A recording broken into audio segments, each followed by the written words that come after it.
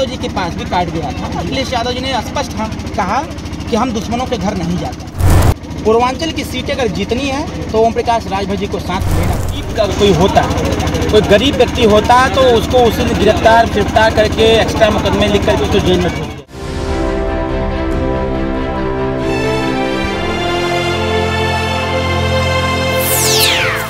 बहुत बहुत धन्यवाद आपको और आपकी पूरी टीम को और आपके दर्शकों को मैं बहुत बहुत बधाई और बहुत बहुत धन्यवाद देता हूं कि आपके दर्शक जिस प्रकार से आपकी खबरों का इंतजार करते हैं, इसके लिए उन दर्शकों को भी बहुत बहुत धन्यवाद। हाँ अरविंद जी, आज विजय दिवस इस तरह से मनाया जा रहा है, कहीं नहीं बहुत जगह देखा गया है और ये देखा है कि बहुत सारी पार्टियों के लोगों ने भी मिलकर इस विजय दिवस को मनाया है। इससे क्या कहना चाहेंगे?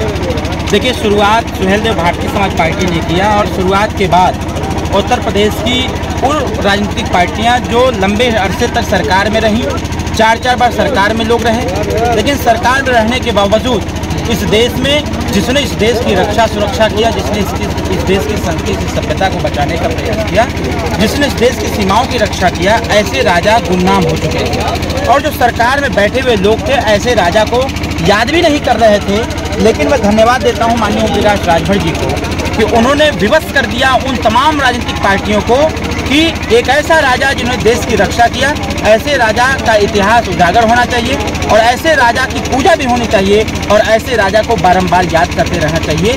राजा माननीय ओम प्रकाश राजभर जी ने सभी लोगों को विवश कर दिया और आज देखने को प्राप्त होता है कि लोग अपने ऑफिस में फोटो भी टांग करके राजा सुहेलदेव जी को याद कर रहे हैं। जो अपने पोस्टर पर कभी सुहेलदेव जी की फोटो नहीं लगाते थे, वो पोस्टर पर फोटो लगा करके याद करने का प्रयास कर रहे हैं। ये सिर्फ फोटो लगाना ही इम्पोर्टेंट नहीं है, ये राजनीतिक पार्टियां जान चुकी हैं कि ओम प्रकाश राजभर जी ने राजा सुहेलदेव जी के नाम पर इस समाज को जगाने का प्रयास किया है। ये समाज जग चुका है। अगर हम भी फोटो लगाना चालू कर देंगे तो हो सकता है 10-20 वोट हम को मिल जाए, इसलिए लोग इस प्रकार का कृत्य करते हैं। एक मामला बहुत दिनों से चल रहा है नई दिल्ली में हुआ बेटियां जो रेसलर हैं, महिला रेसलर, उनके साथ अत्याचार हो रहे हैं और आज तक अभी उनको न्याय नहीं मिला और जिन्होंने उनके साथ अन्याय किया है वो भी बरी कर दिए गए। देखिए, क्या कहना है आप? देखिए, ये सारा जो कुछ भी है ये कोर्ट का मसला है, सरकार का मसला है और कोई भी कार्रवाई जैसे गरीब का कोई होता है, कोई गरीब व्यक्ति होता है तो उसको उसी ने गिरफ्तार करके एक्स्ट्रा मुकदमे लिख करके उसको जेल में ठोक दिया जाता है। ये उत्तर प्रदेश का एक वो हिस्सा है जहां अपने आप को बाहुबली साबित करते रहते हैं कि मैं बाहुबली हूं, मेरी वजह से सरकार बनती है वगैरह वगैरह। तो सरकार कहीं ना कहीं दबाव में है, जिसके वजह से दिल्ली में इस प्रकार का घटना बार बार देखने को मिल जाती है। तो मेरा ये मानना है कि सरकार इस पे बहुत गंभीरता से ध्यान नहीं दे रही है और कोर्ट भी बहुत धीरे धीरे अपना कार्य कर रही है। तो कहीं ना कहीं सरकार के दबाव में ही इस प्रकार के कृत्य हो रहे हैं, कार्य हो रहे हैं, जिससे कि उन बेटियों को न्याय नहीं मिल पा रहा है। कहीं ना कहीं दूसरा पक्ष देखा जाए तो कोर्ट और सरकार ये कह रही है कि भाई न्याय संगत जो कार्य होगा हम उसको करने का प्रयास करेंगे। अभी मुझे कुछ दिन पहले ये पता चला कि भाई उनको क्लीन चिट भी दे दिया गया है, उनके ऊपर कोई एलिगेशन नहीं है, कोई आरोप नहीं है।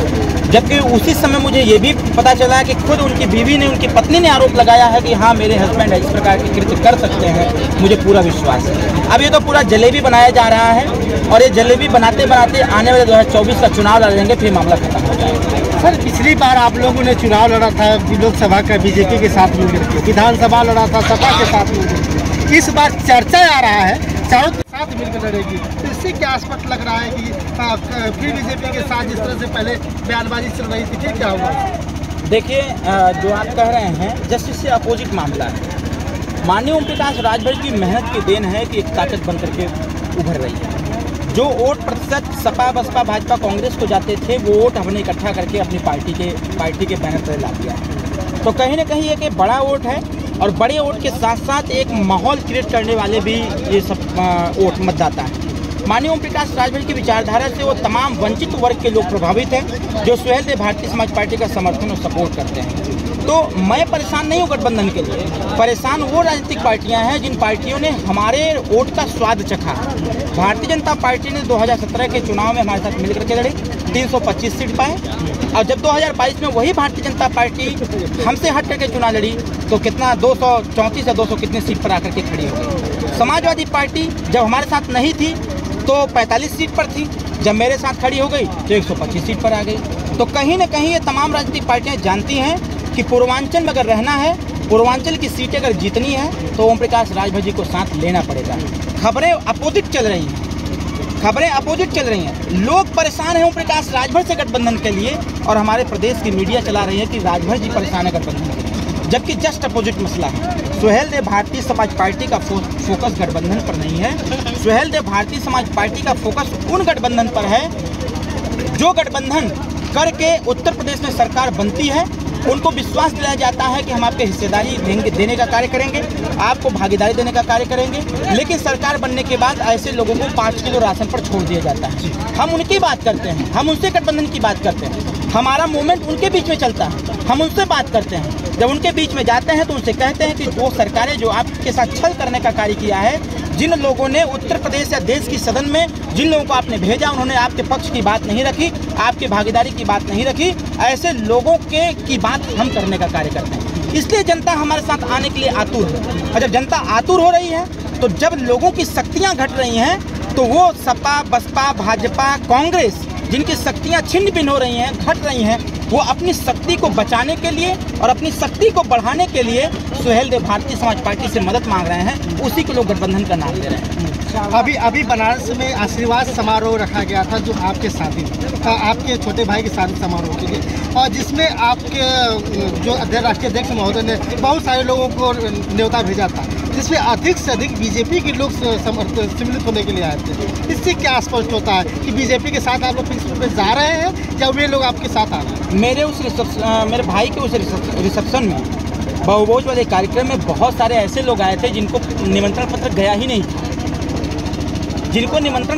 नहीं था, इसके साथ साथ बहुत सारी पार्टियों के नेता आए थे, सपा के आए थे, बसपा के आए थे, भाजपा के आए थे, कांग्रेस के आए थे, लेकिन सबसे ज़्यादा भाजपा के लोग आए थे। भाजपा के लोगों को इस चीज़ का एहसास है कि 2017 में हमने क्या किया था और 2022 में जरा सा गड़बड़ हुआ तो उसका परिणाम क्या रहा है। इसलिए भारतीय जनता पार्टी के तमाम लोग आए, उनका धन्यवाद रहा, उनका स्वागत हमने खुद किया। मैं सभी लोगों को मैं खुद अटेंड करता था। कोई ज़रूरी नहीं है कि उस रिसेप्शन से राजनीतिक कयास लगाया जा सके। भाई मेरी शादी थी, मेरे शादी में भी योगी जी आए, अमित शाह के पीएम साहब के प्रतिनिधि आए, अमित शाह जी का आने का प्रोग्राम सेट हो गया था, वो भी आए, बहुत सारे मिनिस्टर्स आए, बीजेपी के लोग आए, सपा के लोग आए, बसपा के लोग आए। ये वो दिखाने का प्रयास हुआ है, उस दिन लोगों ने दिखाने का प्रयास किया है कि सबसे खास ओम प्रकाश राजभर का कौन है। तो इसमें जब इसकी स्क्रूटनी की गई या इसकी समीक्षा की गई तो उसमें भारतीय जनता पार्टी 1 नंबर बन करके आई। लेकिन 1 नंबर को ये ना मान लिया जाए कि आगे चल करके उन्हीं के साथ गठबंधन करके चुनाव लड़ेंगे। अखिलेश यादव जी के पास भी कार्ड गया था। अखिलेश यादव जी ने स्पष्ट कहा कि हम दुश्मनों के घर नहीं जाते। अखिलेश यादव को ऐसा लगता है कि ओम प्रकाश राजभर इतने ताकतवर नेता है, अगर हम चले जाएंगे तो मेरी ताकत घट जाएगी। तो ये अखिलेश यादव जी की नादानी थी। लेकिन भारतीय जनता पार्टी, पीएम साहब का फोन खुद मेरे पास 5 बार आया। उन्होंने हमसे बात किया, उन्होंने अरुण से बात किया, उन्होंने नेताजी से बात किया, उन्होंने अपना पत्र भेजा। माननीय जेपी नड्डा साहब का फोन मेरे पास आया। हमारे कुछ व्यक्तिगत संबंध भी हैं उनसे, भाई साथ रहे हैं तो व्यक्तिगत भी होना चाहिए, पॉलिटिकल अलग की बात है। कहीं ना कहीं परसों के रिसेप्शन में हमने एक चीज़ प्रदर्शित करने का कार्य किया कि जो इस राजभर समाज को कमज़ोर समझते हैं, जो इस राजभर समाज को ये समझते हैं कि ये कमज़ोर लोग हैं, इनकी रक्षा सुरक्षा, इनकी देखभाल या इनकी लड़ाई के लिए कोई नहीं खड़ा होगा, हम लोग प्रदर्शित कर दिया कि राजभर वो ब्रांड है कि जिनके यहाँ लोग आकर के अपनी ब्रांड बढ़ाने का कार्य करते हैं। आपसे एक आखिरी सवाल, राष्ट्रीय अध्यक्ष महोदय कहते हैं भाजपा के कि अब की बार हमको प्रधानमंत्री बनना चाहिए तो दलित प्रधानमंत्री बनना चाहिए, तो क्या लगता है कि दलित प्रधानमंत्री की आस लगाए बैठे हैं या फिर से वही जो चल रहा है? जिसकी जितनी संख्या भारी उसकी उतनी हिस्सेदारी, नंबर बराबर का होना चाहिए। जो क्रम की सूची में है अब वो आ गया है सब, लेकिन जिसको बनना है वो खुद ही नहीं परेशान है। हम उनका बाजा बजा रहे हैं और वो एसी में बैठ करके मजा ले रही हैं। तो हमारा काम है जनता को ये बताना कि भाई नंबर अब दलितों का आ गया है। तो कम से कम दलित समाज के लोग इसकी चिंतन करिए कि जिसको आप अपना नेता मानते हैं वो तो खुद ही आत्मसमर्पण कर चुका है। कहीं ना कहीं उत्तर प्रदेश में हम उन वंचित वर्गों को ये बताना चाहते हैं कि अय वंचित वर्ग के लोगों, आप माननीय ओम प्रकाश राजभर जी के साथ खड़े हो जाइए। आपकी हिस्सेदारी भागीदारी का कोई दिला सकता है तो उसका नाम ओम प्रकाश राजभर है। बाकी जितने लोग वो पिसान पोत करके भंडारी बनने का कार्य कर रहे हैं उनसे कुछ होने वाला नहीं है। वो तो अपनी भागीदारी के बतिये नहीं कर पाते हैं तो समाज की बात क्या कर पाएंगे। आज भाजपा के राष्ट्रीय अध्यक्ष सीएम योगी जी से बड़े लंबे समय तक सर्किट हाउस में बातचीत हुआ है। देखिए, मैं कल 7 बजे से लेकर के 2 बजे तक मैं माननीय नेताजी के साथ था और कोई मुलाकात नहीं हुई। मुलाकात बस इतना हुआ है कि माननीय नेताजी और हम लोग निकले हैं, प्रवेश किए हैं सर्किट हाउस में। रिसेप्शन के बगल में हम लोग खड़े थे, कमरा नंबर अलॉट हो रहा था। उसी समय माननीय योगी जी आ गए, वो भी निकले, मिलने के देखे तो हम लोग खड़े थे तो उन्होंने हाथ मिलाया और उसके बाद उन्हें पूछा, बधाई भी दिया कि भाई बेटे के रिसेप्शन में हम नहीं आ पाए, लेकिन हमने अवस्थी जी को भेजा था और आपको बहुत बहुत बधाई। बस इतना बात कह करके वो अपने कमरे में चले गए और हम लोग अपने कमरे में चले गए। जाते जाते हमें शोले का एक डायलॉग याद आया कि आधे इधर चले जाओ, आधे उधर चले जाओ, बाकी जो बचे वो बाहर खड़े रह जाओ। तो आधे में हम और नेताजी उधर चले गए और मुख्यमंत्री जी उधर चले गए, बाकी जो कार्यकर्ता समर्थक थे वो बाहर खड़े रह गए। तो उसी चीज़ को लोगों ने बना दिया, बहुत बड़ा बना दिया है कि आधे घंटे तक मीटिंग हुई, ये हुई वही।